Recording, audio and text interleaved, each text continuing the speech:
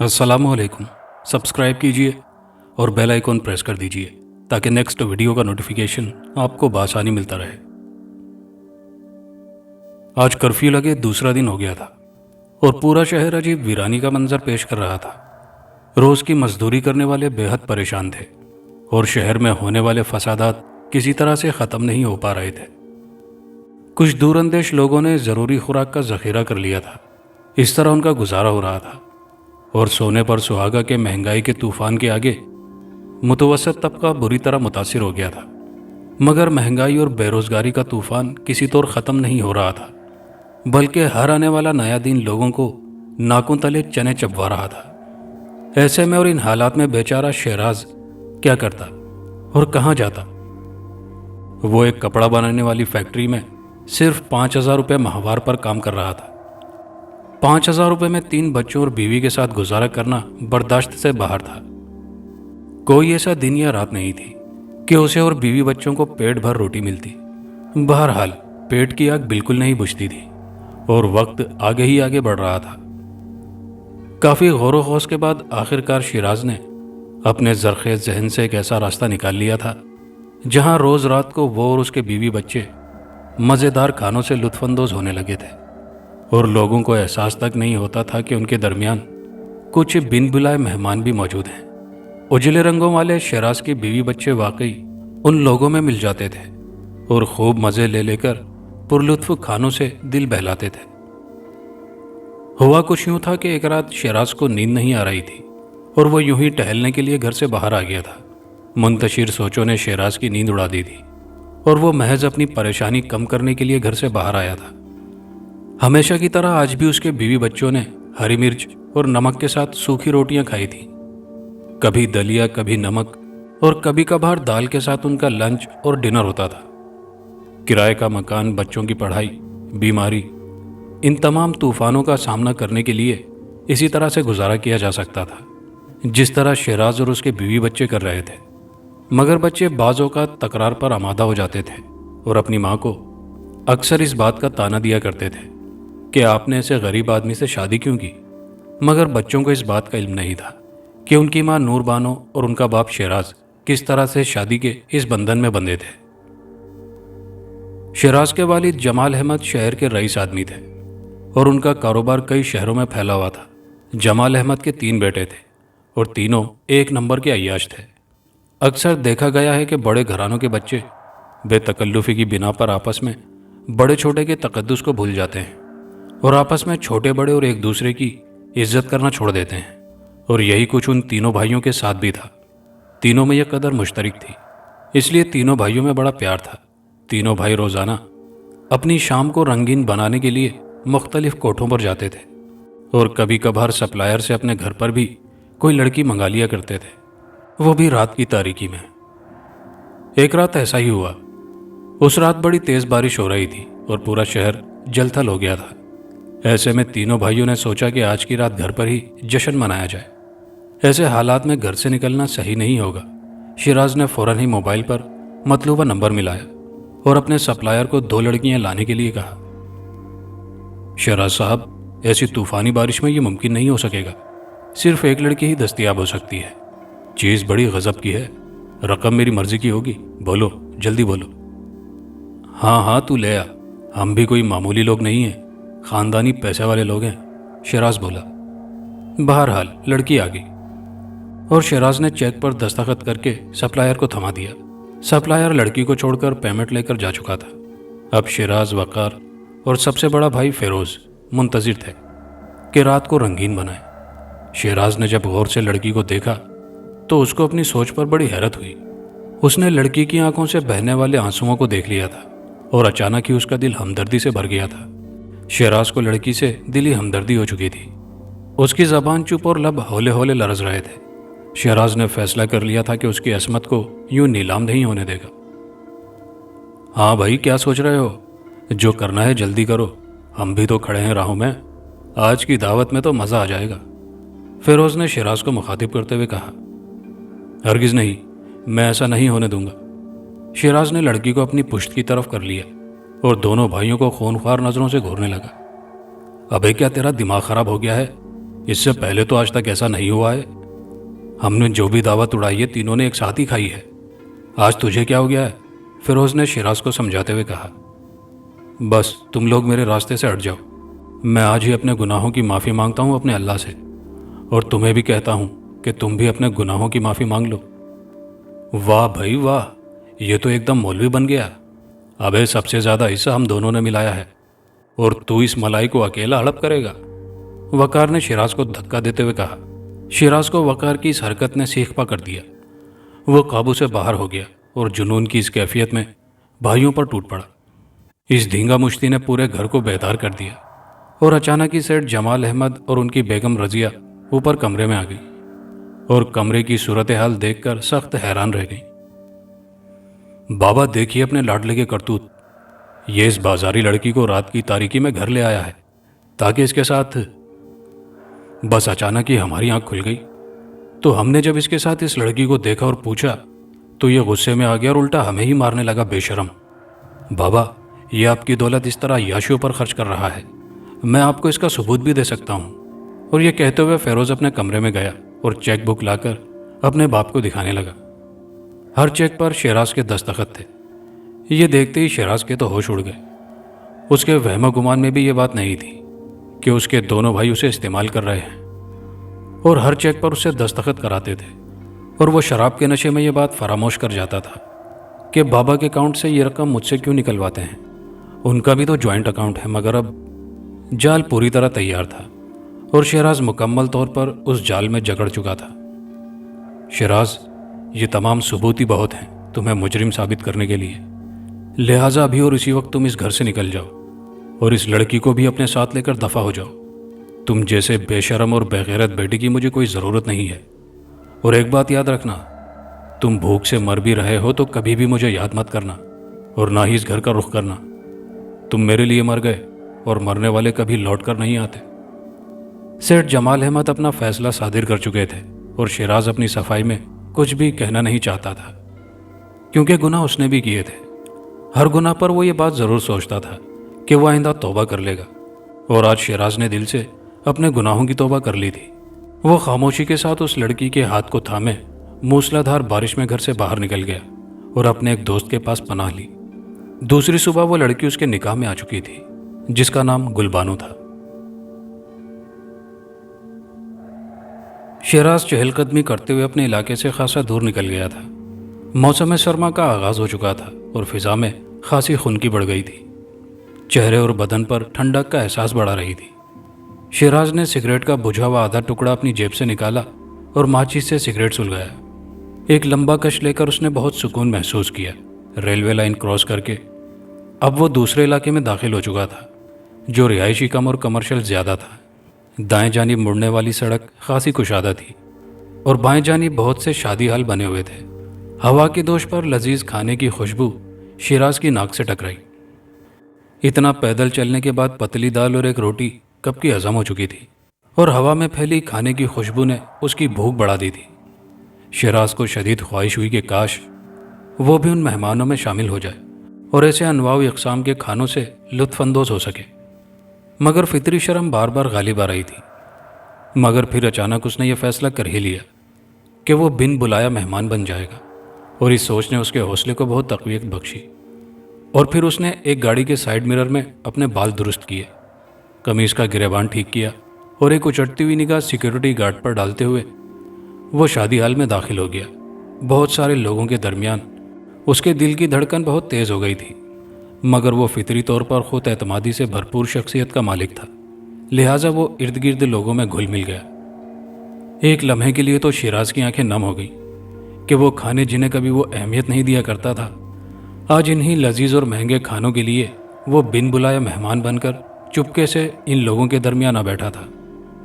شیراز کی شخصیت کو غربت نے کسی حد تک متاثر کر دیا تھا، مگر پھر بھی وہ چہرے مہرے سے بڑی فیملی کا ہی فرد نظر آتا تھا. کھانا لگ چکا تھا اور چند ہی منٹوں بعد کھانا کھول دیا گیا اور کئی طرح کی نمکین اور سویٹ ڈشز موجود تھی. اس نے خوب سہرو کر کھانا کھایا اور بڑے فخریہ انداز میں سینہ پھلاتے ہوئے وہ شادی حال سے باہر آ گیا. وہ راستے بھر یہی سوچتا رہا کہ کاش اس کے ساتھ اس کے بیوی بچے بھی ہوتے تو کتنا مزہ آتا. मगर अब उसने एक रास्ता ढूंढ निकाला था।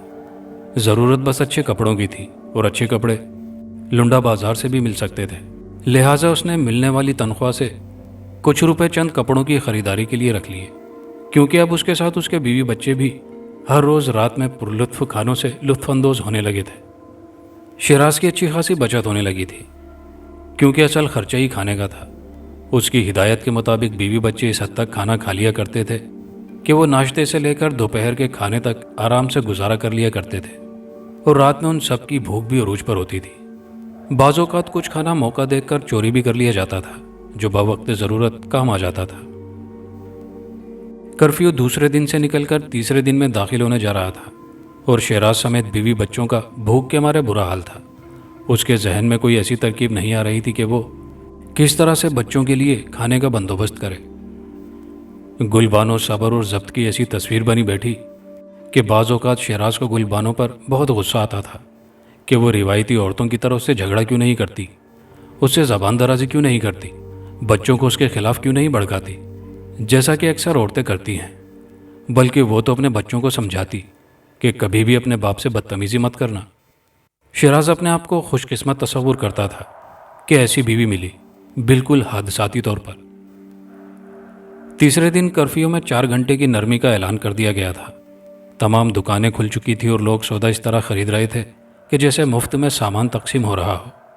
शिराज के पास पैसा था ही कहाँ कि वो कुछ सामान खरीदता।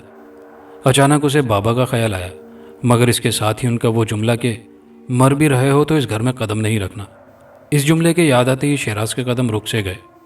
उसने अपने दोस्तों की फहरिस्त पर निगाह दौड़ाई तो उसे चंद दोस्त ऐसे याद आ गए जिन्होंने उसके कड़े वक्त में मदद की थी। लिहाजा वो फ़ौरन ही उन दोस्तों की तरफ निकल गया। 4 दोस्तों में से सिर्फ एक दोस्त ज़फ़र ने उसकी थोड़ी बहुत मदद कर दी, तो उसने फ़ौरन ही आटा, आलू और चंद ज़रूरी सामान खरीद लिए। बच्चों के पेट भरने का इंतज़ाम हो गया था। उसने फ़ौरन ही घर की तरफ दौड़ लगा दी, क्योंकि कर्फ्यू का वक्फा ख़त्म होने में 1 घंटा रह गया था। शहर के हालात बतदरीज बेहतर होने शुरू हो गए। रफ्ता रफ्ता ज़िंदगी मामूल पर आ रही थी, मगर शहराज के घर में फिर फाकों का डेरा जमने लगा था। शहराज रोज़ शाम को उन शादी हालों का चक्कर लगाता था, मगर ऐसा लगता था कि शहर के हालात की वजह से शादी हाल भी सुनसान हो गए थे। अभी तनख्वाह मिलने में पूरे 4 दिन बाकी थे, और लोगों का कर्जा भी काफ़ी चढ़ गया था। घर का किराया और लोगों का कर्जा उतारने में उसकी तनख्वाह पूरी हो जाती। वो खासा परेशान था, और हमेशा की तरह आज भी घर में खाने के लिए कुछ नहीं था। वो और उसके बच्चे रात का इंतज़ार कर रहे थे कि शायद आज की रात कोई शादी हाल खुला हुआ मिल जाए, ताकि वो सैर होकर खाना खा सकें। रात 10:30 बजे के करीब शहराज और बीवी बच्चे घर से निकले, साफ सुथरे लिबासों में। नफसा नफसी के इस दौर में मोहल्ले वालों को भी इस बात की खोज नहीं होती थी कि जिस घर में इतने फाके पड़ते हैं वो रोज़ाना रात को कहाँ जाते हैं। महंगाई ने हर अच्छी बुरी सोच को ख़त्म कर दिया था, और बस यही फिक्र दामनगीर होती थी कि किसी तरह 2 वक्त की रोटी पूरी हो जाए, और बस। मौसम ने अचानक ही अपना रंग बदल लिया, और आसमान पर आने वाले काले बादलों ने इस रात को मज़ीद सियाह कर दिया। आसमान से मोटी मोटी बूंदें गिरनी शुरू हो गई थी। शिराज का 10 साला बेटा सरफराज कुछ सहम सा गया। अब्बू, वापस घर चलते हैं, इस तरह तो हम सब बारिश में भीग जाएंगे। बस बेटा, शादी हाल कुछ ही दूर रह गया है, बस हम लोग चंद मिनटों में वहाँ पहुँच जाएंगे, तुम फिक्र मत करो। बल्कि तुम तो अपने दोनों भाइयों से बड़े हो, तुम उन्हें हौसला दो। अगर वापस जाते हैं तो वहाँ भूख हमारा इंतज़ार कर रही है, यहाँ कुछ मिलने की उम्मीद तो है। ये कहते ही शहराज ने तेज़ तेज़ कदमों से शादी हाल की तरफ बढ़ना शुरू कर दिया। आसमान से मूसलाधार बारिश बरसनी शुरू हो गई थी, और इसी असना में पूरा इलाका बिजली से महरूम कर दिया गया था। सुनसान और अंधेरे की वजह से शहराज कुछ डर सा गया था, मगर मजबूरी के आगे आदमी मौत से भी लड़ने को तैयार हो जाता है। शादी हाल करीब आने शुरू हो गए थे, मगर तमाम शादी हाल में गहरा सन्नाटा और मुहिब अंधेरा फैला हुआ था। फिर अचानक ही कुछ ऐसा हुआ कि एक शादी हाल जो कि खासा बड़ा था, रोशनियों में नहा गया। इस बात से शहराज बहुत खौफजदा सा हो गया था कि अभी चंद लम्हे पहले तो यहाँ बेहद अंधेरा था, तो फिर अचानक ये हाल इतना रोशन क्यों हो गया है, और आसमान से बरसने वाली मूसलाधार बारिश भी थम चुकी थी। शहराज, उसकी बीवी और तीनों बच्चे हैरत की तस्वीर बने शादी हाल के सामने खड़े थे। اور اندر سے خوب شور شرابے اور باتوں کی آوازیں آ رہی تھی، اور ساتھ ہی مزیدار کھانوں کی اشتہا انگیز خوشبو سے پوری فضا مہک رہی تھی۔ شیراز نے ہمت پیدا کرتے ہوئے آگے بڑھنے کی کوشش کی، اور ساتھ اس کے بیوی بچے بھی شادی ہال کے عین گیٹ تک پہنچ گئے۔ گیٹ پر کوئی چوکیدار موجود نہیں تھا۔ شیراز اپنے بیوی بچوں کے ساتھ ڈرتے ڈرتے اندر ہال میں داخل ہو گیا۔ اس کے ہال میں داخل ہوتے ہی ایک دم خاموشی طاری ہو گئی۔ ہال میں موجود لوگ بڑے ہی عجیب و غریب لباس میں ملبوس تھے، اور تمام لوگوں کی شکلیں آپس میں بہت ملتی جلتی سی تھیں۔ تمام مرد و زن شوخ رنگ کے لباس زیب تن کیے ہوئے تھے، اور ان سب کی آنکھوں کی بھویں بہت گہری تھیں۔ سب کی نظریں شیراز کی فیملی پر مرکوز ہو گئی تھیں۔ ٹیبلوں پر کھانے کی ڈشیں سجی ہوئی تھیں، اور لال رنگ کا ایک سیال سا شربت بڑے بڑے جگوں میں بھرا ہوا تھا۔ تا حد نگاہ تیز روشنی کے گولے روشن تھے۔ شیراز انتہائی سہمے ہوئے انداز میں ایک میز کے گرد کرسی پر براجمان ہو گیا۔ اس کی فیملی بھی 4 خالی کرسیوں پر بیٹھ چکی تھی۔ ان کے بیٹھتے ہی ایک عورت جگ میں بھرا وہ شربت لے کر ان کے پاس پہنچی، اور میز پر موجود گلاسوں میں وہ شربت انڈیلنے لگی۔ اس کی آنکھوں میں لال شربت جیسی لالی تھی۔ شیراز اس کی طرف زیادہ دیر نہیں دیکھ سکا۔ شربت پیو، بڑا مزیدار ہے۔ اس عورت کی غیر مرئی آواز نے شیراز اور اس کی بیوی گلبانو کو شدید خوف میں مبتلا کر دیا تھا۔ شیراز کے ہاتھ کانپ رہے تھے، اور وہی حال اس کی بیوی اور بچوں کا بھی ہو رہا تھا۔ آج شیراز کو اس بات کا پچھتاوا ہو رہا تھا کہ وہ کیوں مفت کا کھانا کھانے گھر سے نکلا تھا، مگر کیا کرتا، وہ مجبور تھا۔ مجبوری تو انسان سے بڑے بڑے کام کرا دیتی ہے۔ یہ کوئی اتنا بڑا جرم تو نہیں تھا جو اس سے سرزد ہو رہا تھا۔ خوشبودار شربت پیتے ہی شیراز کی روح تک سیراب ہو چکی تھی۔ اتنا ذائقے دار اور اتنا لذیذ شربت تو اس نے زندگی میں کبھی نہیں پیا تھا۔ اس شربت کے پیتے ہی اس کی فیملی کو ایسا لگا کہ جیسے انہیں زندگی میں کبھی بھوک لگتی ہی نہیں۔ اس شربت کو پیتے ہی ان تمام لوگوں کا خوف ان کے دل سے زائل ہو گیا تھا، اور لاشعور سے شعوری کیفیت میں آ چکے تھے۔ سب کچھ نارمل ہو گیا تھا، بظاہر ایسا ہی معلوم ہو رہا تھا، مگر اب بھی تمام نظریں شیراز کا تعاقب کر رہی تھیں۔ بڑی بڑی میزوں پر سجے برتن جن میں لذیذ کھانوں کی خوشبو آ رہی تھی، شیراز کو پاگل کیے دے رہی تھی۔ وہ ان تمام باتوں پر غور کر رہا تھا کہ کس طرح اندھیرے میں ڈوبا شادی ہال اچانک برق کی روشنی سے منور ہو گیا، اور کیسے موسلادھار بارش ٹل گئی، اور آسمان پر چمکتی بجلیاں جو ماحول کو مزید دہشتناک بنا رہی تھی کس طرح ختم ہو گئی تھی، اور یہ تمام اسرار اس پر ظاہر ہو گیا۔ آہستہ آہستہ ماحول میں ہلچل ہونی شروع ہو گئی، اور لوگوں کی توجہ ان کی طرف سے ہٹنے لگی۔ رفتہ رفتہ تمام لوگ دوبارہ سے آپس میں گفتگو کرنے لگے، مگر یہ گفتگو شیراز اور اس کی بیوی بچے سمجھنے سے قاصر تھے۔ وہ کسی عجیب زبان میں باتیں کر رہے تھے۔ ان میں بچے بھی شامل تھے جو آپس میں بھاگ دوڑ کر رہے تھے۔ شیراز کے بچے بھی بڑی حیرت سے ان بچوں کی طرف دیکھ رہے تھے، مگر وہ شیراز کے بچوں پر کوئی توجہ نہیں دے رہے تھے۔ شیراز فیملی کے ساتھ ایک کونے میں جم کر بیٹھ گیا تھا، اور اسے اب اس بات کا احساس ہو چلا تھا کہ یہ لوگ انسان ہرگز نہیں ہو سکتے، کیونکہ ان کی سرگرمیاں بالکل ہی مختلف تھیں۔ شادی ہال کے مرکزی دروازے سے نہ کوئی اندر آ رہا تھا اور نہ ہی کوئی باہر جا رہا تھا۔ دلہا دلہن کا اسٹیج سجا ہوا تھا، مگر اسٹیج پر کوئی بھی موجود نہیں تھا۔ ابھی شیراز یہ تمام باتیں سوچ ہی رہا تھا کہ اچانک سے فضا میں ایک زوردار دھماکہ سا ہوا، اور اس دھماکے کی روشنی میں شیراز کی آنکھیں چندھیا سی گئیں، اور انہیں کچھ بھی نظر نہیں آیا۔ تھوڑی ہی دیر بعد اسٹیج پر دلہا دلہن سجے سنورے بیٹھے تھے۔ گلبانو بھی حیران نظروں سے اسٹیج کی طرف دیکھ رہی تھی، اور بچے بھی عجیب کشمکش میں گرفتار تھے۔ ایک شور سا مچا، اور تمام لوگ دلہا دلہن کی طرف متوجہ ہو گئے۔ ایسا لگتا تھا کہ جیسے نکاح کی تیاریاں ہو رہی تھیں۔ بیٹا، ہم لوگ مسلمان جنات ہیں، تمہیں شادی میں آنا مبارک ہو، شیراز کے شانے پر کسی بزرگ نے نرمی سے ہاتھ رکھتے ہوئے کہا۔ شیراز نے چونک کر اوپر نظر اٹھائی تو اسے بزرگ ہستی سے کوئی خوف محسوس نہیں ہوا۔ یہ سب کچھ شاید اسی شربت کی بدولت تھا جو انہیں کچھ دیر پہلے دیا گیا تھا، کہ اس طرح ان انسانوں کا تمام خوف ختم ہو جائے۔ مجھے تمہارے حالات کا علم ہے۔ تم نے جس طرح گناہوں سے توبہ کی اور ایک معصوم لڑکی کی عصمت کو تار تار ہونے سے بچایا، اور اس کی پاداش میں تم نے انتہائی مشکل زندگی گزاری، غربت کے ہاتھوں پریشان ہوئے، مگر تم نے اپنی انا کو زندہ رکھا، اپنے نفس کو تم نے قابو میں رکھا، اور ایک عدد حلال بیوی تمہارے حصے میں آئی، اور اللہ تعالیٰ نے تمہیں 3 خوبصورت بچوں سے نوازا۔ تمہاری ساری زندگی کھلی کتاب کی طرح میرے سامنے ہے۔ तुम्हारा माजी, मुस्तकबिल और हाल। मुस्तकबिल तो सिर्फ अल्लाह ताला ही जानता है कि क्या होगा, लेकिन तुम्हें एक बात बता दूं, तुम्हारी उस वक्त की तौबा जो तुमने सच्चे दिल से की थी वो कबूल हो गई है। उस बारी ताला के दरबार में जिसके काबू में तमाम जिनो इंस हैं, एक दिन इंशाल्लाह तुम्हारे हालात बदल जाएंगे।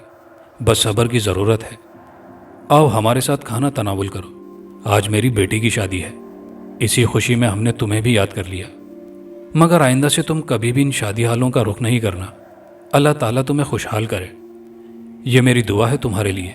आओ खाना खा लो। शहराज ने उन बुजुर्ग का बेहद शुक्रिया अदा किया। उसके हलक से अल्फाज नहीं निकल रहे थे।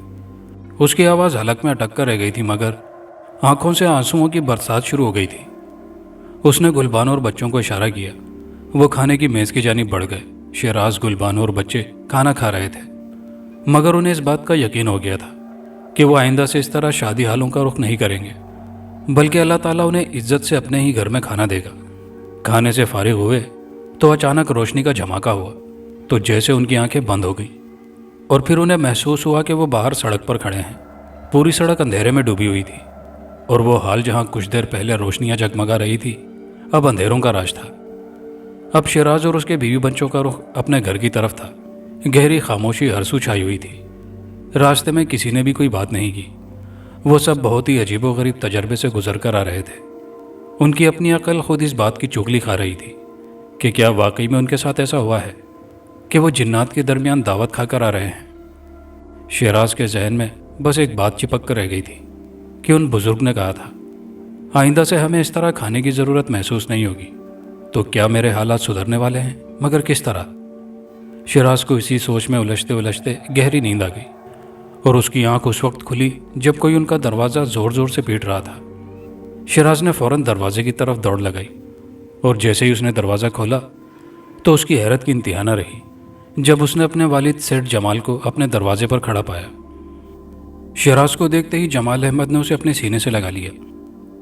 बेटा, मुझे माफ़ कर दो, मैंने तुम पर बहुत जुल्म किया और उस रात की सच्चाई जो मेरी आंखों के सामने थी, उसे देखते हुए मैंने तुम्हारे लिए ऐसी सज़ा तजवीज़ की। लेकिन अब सारी बातें मेरे इल्म में आ चुकी हैं। गो कि तुमने सालों परेशानी और तकलीफ़ों में दिन रात गुजारे, मगर अब ऐसा नहीं होगा। तुम्हारे दोनों भाई नशे और ख़तरनाक बीमारियों में मुब्तला होकर मर चुके हैं। मुझे तुम्हारी बहुत तलाश थी। कल ही एक बुजुर्ग मेरे दफ्तर आए थे और तुम्हारे घर का मुकम्मल पता मुझे देकर गए थे, इसीलिए मैं सुबह ही सुबह तुम्हारे पास पहुंच गया हूँ। तुम्हारी माँ भी बहुत बीमार है और तुम्हें बहुत याद करती है। तुम्हारे बीवी बच्चे कहाँ हैं? उन्हें अपने साथ लो और अपने असल घर चलो। शहराज दिल में सोच रहा था कि या अल्लाह, ये माजरा क्या हो गया है। एक ही रात में सब कुछ बदल गया, बल्कि मेरी किस्मत भी बदल गई। वो अपने बाप के सीने से लगा हुआ था और उसे एक तमानियत का एहसास हो रहा था। उसका मुफ्त का खाना खाना और शादी हालों में जाना, फिर बुजुर्ग जिनकी बेटी की शादी में शिरकत करना और वालिद के दफ्तर में किसी बुजुर्ग का जाना, ये सब कुछ अचानक ही हो गया था। शहराज की नज़रें एक जगह जम सी गई थीं, क्योंकि रात वाले वही बुजुर्ग एक कोने में खड़े थे और मुस्कुराकर उसको देख रहे थे। अब शहराज की समझ में सारी बात आ चुकी थी।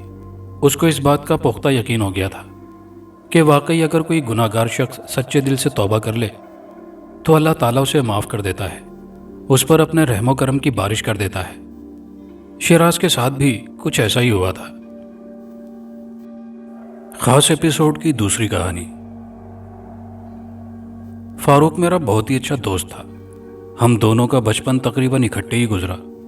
बाद में वक्त और हालात ने हमें एक दूसरे से दूर कर दिया, लेकिन सच कहते हैं कि अगर इंसान जिंदा रहे तो जिंदगी के किसी न किसी मोड़ पर मुलाकात ज़रूर हो जाती है। तकरीबन 20 साल बाद फारूक से मेरी दोबारा मुलाकात कराची में हुई।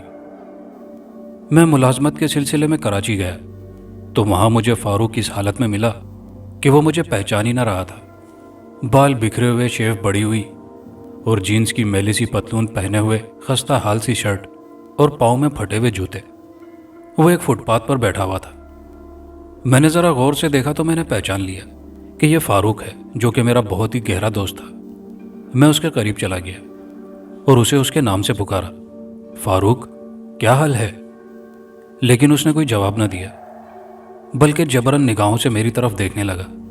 मुझे उसकी आंखों में वीरानी टपकती हुई महसूस हुई। ऐसे पता चलता था कि यह आदमी बरसों से बीमार है।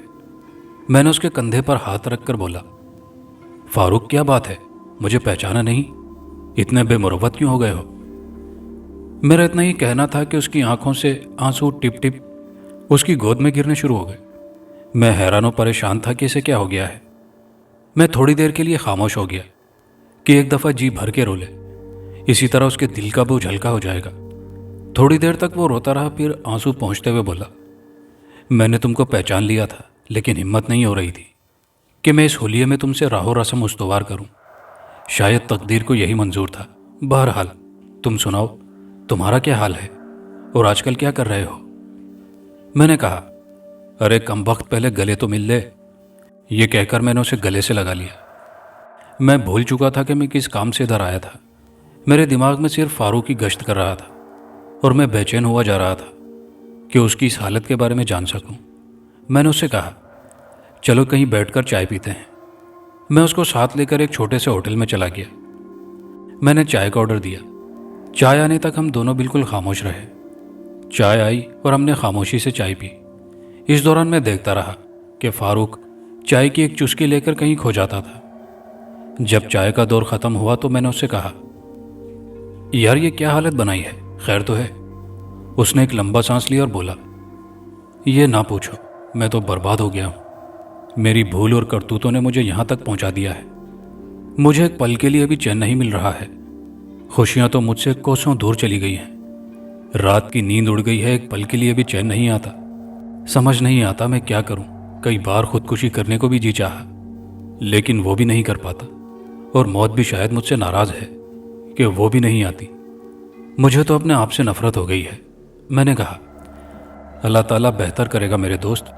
मुझे तमाम हालात बताओ कि तुम्हारे साथ क्या हुआ। यह सुनकर उसने अपनी आंखें बंद कर ली। शायद वो वक्त की कड़ियां मिला रहा था। चंद लम्हे बाद उसने आंखें खोली और मुझे गौर से देखा, फिर सर झुकाकर गोया हुआ, आज रात तुम मेरे साथ रहो। मैं तुम्हारी अच्छी तरह खातिर तवाज़ो तो नहीं कर सकता। मैंने कहा, यार इसकी फिक्र ना करो। यूं मैं उसके साथ उसके घर चला गया। घर क्या था, बिल्कुल एक खंडर की तरह, जिसमें हर तरफ वहशत टपक रही थी। कमरे में एक तरफ टूटी हुई चारपाई पड़ी थी, उसके ऊपर मैली सी दरी, एक कारपेट का पीस जो कमरे के वस्त में बिछा हुआ था। फारूक ने मोमबत्ती रोशन की क्योंकि रात का अंधेरा फैल चुका था। चलते हुए मैंने 2 अदद बर्गर ले लिए थे कि इससे गुजारा कर लिया जाएगा। वो खुद कारपेट पर बैठ गया और मुझसे कहा, यार तुम चारपाई पर बैठ जाओ। मैंने कहा, नहीं, हम इकट्ठे बैठते हैं। और मैं भी उसके साथ कारपेट पर ही बैठ गया। चंद मिनट हम इधर उधर की बातें करते रहे। उसके बाद हमने बर्गर खाया, पानी पिया और फिर मैंने कहा, अब तुम तफसील से बताओ कि तुम्हारे साथ हुआ क्या। फारूक ने अपनी कहानी कुछ यूं बयान की। जब हम लोग मकान छोड़कर कराची आ गए और एक मकान लियाकताबाद में लेकर रहना शुरू कर दिया, मेरे अब्बू ने एक जनरल स्टोर खोल लिया। इस तरह हम कराची में सेटल हो गए। अब्बू का कारोबार बड़ी अच्छी तरह चल निकला कि थोड़े ही अरसे में अब्बू ने एक और दुकान बना ली। अब एक दुकान पर मैं बैठता था और दूसरी दुकान को अब्बू संभालते थे। घर में किसी चीज़ की कमी नहीं थी। हमारा शुमार मोहल्ले के साहिब हैसियत लोगों में होता था। मैं दुकान के साथ साथ पढ़ाई भी करता था। इस तरह मैंने मैट्रिक पास कर लिया। कुछ अरसे बाद अब्बू की तबीयत ख़राब रहने लगी। बहुत इलाज वगैरह कराया, लेकिन सब कुछ बेसूद। और आखिर एक दिन अब्बू हम घर वालों को रोता हुआ छोड़कर खाली की हकीकी से जा मिले। अब तमाम तर घरेलू जिम्मेदारी मेरी थी। दुकानों का संभालना मुश्किल था, इसलिए मैंने एक दुकान फरोख्त कर दी। शायद कारोबार भी अब्बू की वजह से ही चल रहा था, क्योंकि अब दुकान की सेल रोज़ बरोज़ कम होती जा रही थी। बाज़ औक़ात तो सारा सारा दिन कोई ग्राहक दुकान पर नहीं आता था। जैसे सुबह खाली हाथ आए, उसी तरह खाली हाथ शाम को घर लौट गए। हालात दिन ब दिन ख़राब से ख़राब तर हो रहे थे। कई बार मैंने बड़े बड़े आमिलों और तावीज़ करने वालों के पास भी गया, लेकिन कुछ फ़ायदा ना हुआ। आखिर मैंने वो दुकान भी फ़रोख्त कर दी और ख़ुद भी मजदूरी पर लग गया। इस तरह घर की दाल रोटी चलने लगी। कुछ दिनों बाद अखबार में एक सरकारी महकमे में भर्ती के लिए इश्तिहार दिया गया, जहाँ पर मैंने भी दरख्वास्त दे दी थी। अल्लाह ताला को शायद मुझ पर रहम आ गया था और मैं भर्ती हो गया। महकमा ऐसा था कि तनख्वाह के अलावा भी ऊपर से भी आमदनी बहुत अच्छी होती थी। मैंने दिन रात एक कर दिया। अब पैसे की कोई कमी ना थी। दौलत बारिश की तरह बरसती थी। मैंने एक अच्छा सा घर खरीद लिया اور ہم سب گھر والے وہاں شفٹ ہو گئے۔ ہمیں گزرا ہوا کل بالکل یاد نہ رہا۔ چند ماہ بعد میرے گھر والوں نے میری شادی کی تیاریاں شروع کر دیں اور 2 ماہ کے اندر اندر میری شادی میرے ماموں کی لڑکی سے ہو گئی۔ زبیدہ میری بیوی پڑھی لکھی اور سلجھی ہوئی لڑکی تھی۔ اس نے آتے ہی گھر سنبھال لیا۔ سارے گھر والے خوشی خوشی رہ رہے تھے۔ یوں کچھ عرصے ہمارا بڑا اچھا وقت گزرا اور میں اس عرصے میں 2 بچوں کا باپ بن گیا۔ دولت کی ریل پیل تھی۔ انہی دنوں میں کچھ اوباش قسم کے دوستوں کا ساتھی بن گیا۔ جب میں دفتر سے چھٹی کر کے آتا تو کھانا وغیرہ کھا کر باہر دوستوں کے پاس چلا جاتا۔ دوستوں کی محفل میں شراب و شباب سب چلتا تھا۔ میں بھی ان کے ساتھ ان رنگ رنگلیوں میں شامل ہو جاتا۔ وقت کے ساتھ ساتھ میں شراب کا اتنا رسیا ہو چکا تھا کہ ہر وقت نشے میں رہنے لگا۔ بغیر شراب پیے مجھ سے کوئی کام نہیں ہوتا تھا۔ میں دفتر سے بھی اکثر اوقات غیر حاضر رہنے لگا تھا۔ سارا دن اور ساری رات آوارہ دوستوں کے ساتھ گزار دیتا۔ میری اس عادت کی وجہ سے گھریلو زندگی بھی متاثر ہو رہی تھی، لیکن مجھے اس کی بالکل پرواہ نہ تھی۔ ایک رات کو ہم سب دوست اکٹھے بیٹھے شراب پی رہے تھے۔ ہلکی ہلکی بارش ہو رہی تھی۔ ہم لوگ خوش گپیوں میں مصروف تھے۔ آخر شراب ختم ہو گئی، لیکن ہمارا وہاں سے اٹھنے کا کوئی ارادہ نہ تھا۔ لیکن شراب کے بغیر وہاں بیٹھنا بھی مشکل تھا۔ پھر ایک دوست نے کہا، میرے گھر میں ایک بوتل پڑی ہوئی ہے، میرے ساتھ چلو، وہ لے آتے ہیں۔ میں نے کہا، چلو میں موٹر سائیکل لے چلتا ہوں، ہم جلدی واپس آ جائیں گے۔ ہم دونوں موٹر سائیکل پر سوار ہو کر اس کے گھر چلے گئے۔ راستے میں ایک قبرستان پڑتا تھا۔ ہم قبرستان سے گزر کر گھر پہنچ گئے۔ گھر سے شراب کی بوتل اٹھائی اور واپس چل دیے۔ جب واپسی پر ہم قبرستان کے قریب آئے تو مجھے ایک انتہائی خوبصورت لڑکی کھڑی نظر آئی۔ میرے دل میں خیال آیا کہ رات کے اس پہر ایک خوبصورت اور تنہا لڑکی کا سنسان جگہ پر کھڑے ہونا کیا معنی رکھتا ہے۔ کیوں نہ اس لڑکی سے گپ شپ کی جائے اور اگر ہو سکے تو ساتھ لے جائیں۔ یہ سوچ کر میں نے موٹر سائیکل روک دی۔ دوست نے کہا، کیا ہوا؟ میں نے کہا، شراب کے ساتھ شباب بھی مل گیا ہے، وہ دیکھ پیچھے لڑکی کھڑی ہے جو غضب کی حسین ہے۔ جب اس نے پیچھے مڑ کر دیکھا تو بدحواس ہو کر بولا، فوراً بھاگو۔ میں زور زور سے ہنسنے لگا اور بولا، تو بڑا بزدل ہے بے۔ اتنے میں وہ زور سے چیخا اور بولا، بھاگو ورنہ مارے جائیں گے۔ میں نے اس کے کہنے پر موٹر سائیکل آگے دوڑا دی اور وہاں سے نکل آیا۔ پھر وہ مجھے بتانے لگا، یہ لڑکی نہیں بلکہ چڑیل ہے، یہ کئی لوگوں کو ادھر مل چکی ہے اور کئی لوگوں کی جان لے چکی ہے۔ مجھے اس کی بات پر یقین نہیں آ رہا تھا۔ بہرحال ہم نے وہ بوتل بھی ختم کی اور اپنے اپنے گھر کی راہ لی۔ مجھے گھر پہنچ کر بھی وہ لڑکی نہیں بھولی تھی۔ وہ میرے حواس پر سوار تھی۔ ساری رات اس کے بارے میں سوچتے گزر گئی اور مجھے نیند نہ آئی۔ صبح ہوئی تو میں سارا دن اسی کے بارے میں سوچتا رہا۔ میں انتظار کر رہا تھا کہ کب رات ہوگی اور میں اس جگہ لڑکی کو دیکھنے جاؤں گا۔ میں سارا دن اس علاقے میں گھومتا رہا کہ شاید وہ لڑکی مل جائے، لیکن وہ نہ ملی۔ اب رات کا انتظار تھا۔ آخر خدا خدا کر کے رات آئی تو میں نے شکر ادا کیا۔ میں نے بیوی سے کہا، مجھے ایک دوست کے پاس جانا ہے، اس لیے میرے کپڑے وغیرہ تیار کر دینا۔ بیوی نے مجھ سے کچھ نہ پوچھا اور کپڑے استری کر دیے۔ میں نے کپڑے پہنے اور تیار ہو کر موٹر سائیکل سے 9-2-11 ہو گیا۔ کچھ وقت دوستوں کے پاس گزارا، پھر 12 بجے کے بعد قبرستان کی طرف چل پڑا۔ موٹر سائیکل میں نے روڈ کی ایک سائڈ کھڑی کر دی تھی اور خود ایک درخت کے ساتھ ٹیک لگا کر کھڑا ہو گیا۔ عجیب سا ماحول تھا، سہما سا، کہ اچانک مجھے پائل کی آواز سنائی دی، جیسے کوئی عورت چل رہی ہو۔ مجھے خوف سے ایک جھرجھری سی آ گئی، لیکن پھر میں نے اپنے آپ کو سنبھال لیا۔ اتنے میں مجھے محسوس ہوا کہ میری پیٹھ کے پیچھے کوئی سانس لے رہا ہو۔ اچانک میں نے گھوم کر دیکھا تو وہی لڑکی کھڑی مجھے دیکھ کر مسکرا رہی تھی۔ گھبراہٹ میں میرے منہ سے آواز نہیں نکل رہی تھی۔ آخر اس لڑکی نے کہا، ڈرنے کی ضرورت نہیں، میرے ساتھ دوستی کر لو، اور ہاتھ میری طرف بڑھا دیا۔ میں نے بھی ڈرتے ڈرتے ہاتھ آگے بڑھا کر اس کا ہاتھ پکڑ لیا تو مجھے یوں محسوس ہوا جیسے میں نے برف کو ہاتھ میں لے لیا ہو۔ بہرحال میں نے اپنے آپ پر کافی کنٹرول کر لیا تھا۔ اس لڑکی نے مجھ سے کہا، آؤ آگے قبروں کے درمیان بیٹھ کر گپ شپ کرتے ہیں، کیونکہ یہاں کوئی نہ کوئی آ جائے گا۔ میں خاموشی کے ساتھ اس کے ساتھ چل پڑا۔ پھر ایک جگہ رک کر اس نے کہا، یہ جگہ ٹھیک ہے۔ ہم وہاں بیٹھ گئے تو لڑکی نے کہا، مجھے معلوم تھا کہ تم ضرور آؤ گے، کل تم بھاگ گئے تھے، کیا بات تھی؟ میں نے اس کو دوست کی کہی ہوئی بات بتا دی تو اس کی آنکھوں میں ایک چمک سی آ گئی اور بولی، وہ بکواس کرتا ہے، میں ادھر اپنے چچا کے ساتھ رہتی ہوں۔ ماں باپ فوت ہو گئے، بہن بھائی ہیں نہیں۔ چچا مجھے گھر میں بند کر کے رکھتا ہے، اس لیے میں دن کو باہر نہیں نکل پاتی۔ رات میں جب سب لوگ سو جاتے ہیں تب چپکے سے نکل آتی ہوں اور ادھر آ کر وقت گزارتی ہوں۔ مجھے اس کی باتوں سے حوصلہ ہوا اور میں بھی اس کے ساتھ باتوں میں لگ گیا۔ میں نے کہا، تمہارا گھر کہاں ہے؟ یہ سن کر اس نے کہا، یہ مت پوچھو، اگر میرے چچا کو تھوڑا سا بھی شک ہو گیا تو پھر ہماری ملاقات نہیں ہو سکے گی۔ میں تمہیں روزانہ ادھر اسی وقت ملوں گا۔ یوں ہماری ملاقاتوں کا سلسلہ شروع ہو گیا۔ میں نے یہ بات دوستوں سے بھی چھپائی ہوئی تھی۔ میں روزانہ رات میں مقررہ وقت پر اس کا انتظار کرتا اور جب وہ آتی تو ہم ایک دوسرے سے گلے ملتے اور پھر گپ شپ کرتے۔ اس طرح تقریباً 1 مہینہ گزر گیا۔ اب تو وہ لڑکی ہر وقت میرے دماغ پر چھائی رہتی، میں ہر وقت اس کے خیالوں میں کھویا رہتا۔ آخر ایک روز اس نے کہا، مجھ سے تم شادی کر لو، نہیں تو میرا چچا کسی اور جگہ میری شادی کر دے گا۔ میں سوچ میں پڑ گیا کہ اب کیا کروں، میرے تو بیوی بچے ہیں۔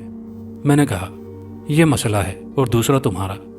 تو اس نے کہا، چچا کو کیا معلوم کہ میں کہاں ہوں، میں تمہارے گھر رہوں گی، تمہاری بیوی اور بچوں کی خیر ہے، میں سنبھال لوں گی۔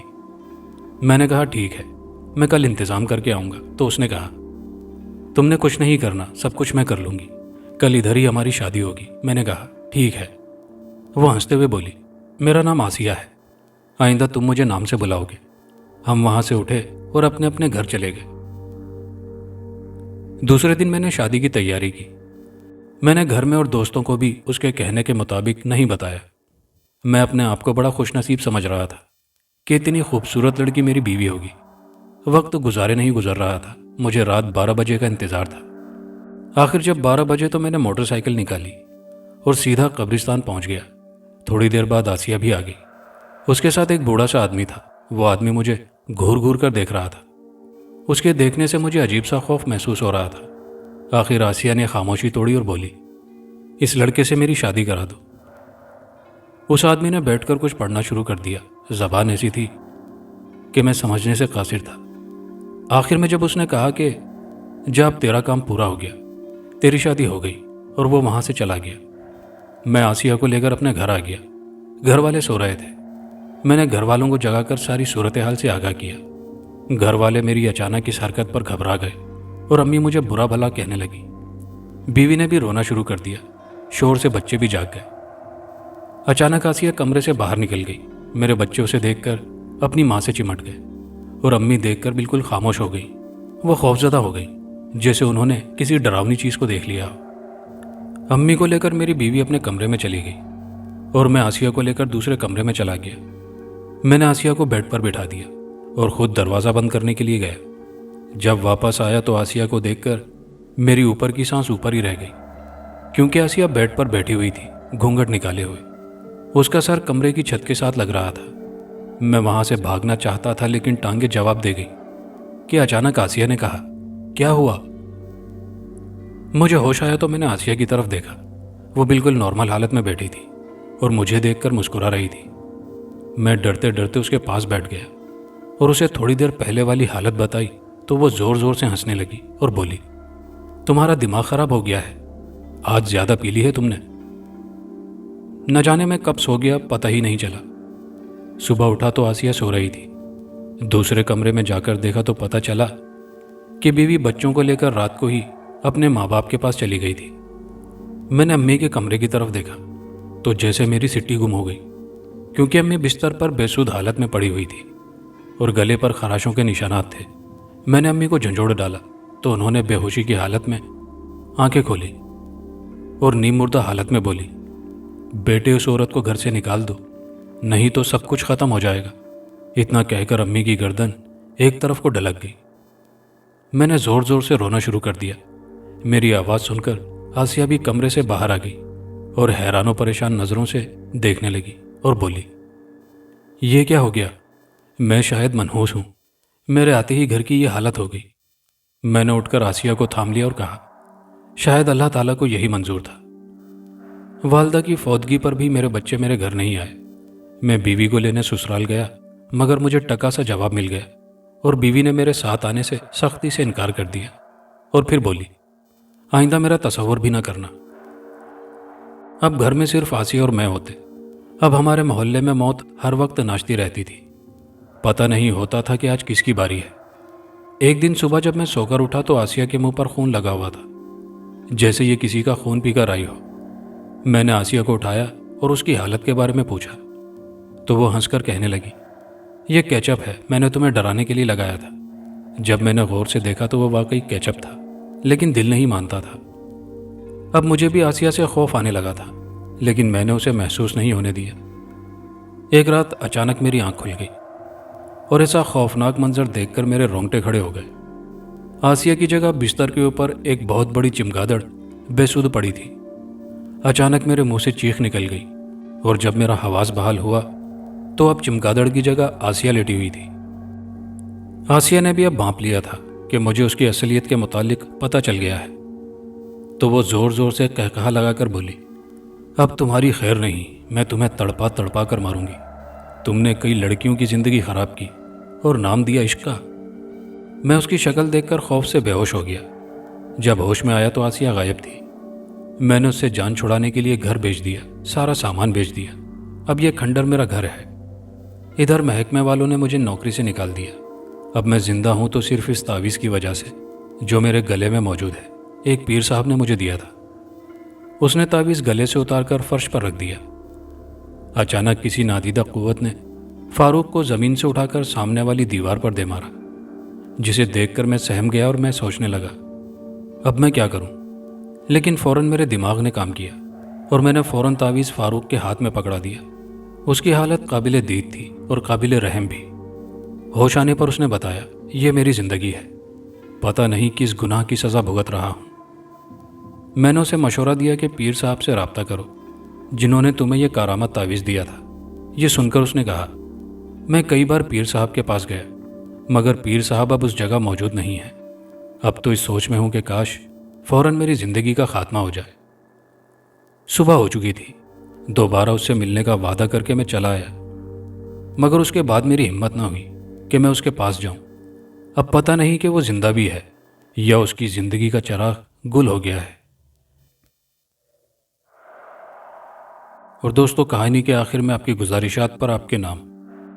تو پہلا نام ہے سکینہ بنت سائرہ کورنگی کراچی سے، ریحان شیخ ممبئی مہاراشٹر سے، تنویر شیخ صاحب ہیں ناگپڑا جنکشن ممبئی سے، شیخ فراز شہیر حسن صاحب انڈیا سے، ارم منیر صاحبہ ہیں کراچی سے، اور سلمان اکرم سحر روکی، شہر کا نام نہیں لکھا۔ آپ کے پیار بھرے کامنٹس کا بے حد شکریہ۔ کہانی اچھی لگی ہو تو دوستوں کے ساتھ لائک شیئر ضرور کیجیے گا۔ کمنٹ باکس میں اپنی قیمتی رائے سے ہمیں ضرور آگاہ کیجیے گا، اور چینل پر نئے آنے والے دوستوں سے گزارش ہے کہ چینل کو لازمی سبسکرائب کر لیجیے۔ شکریہ۔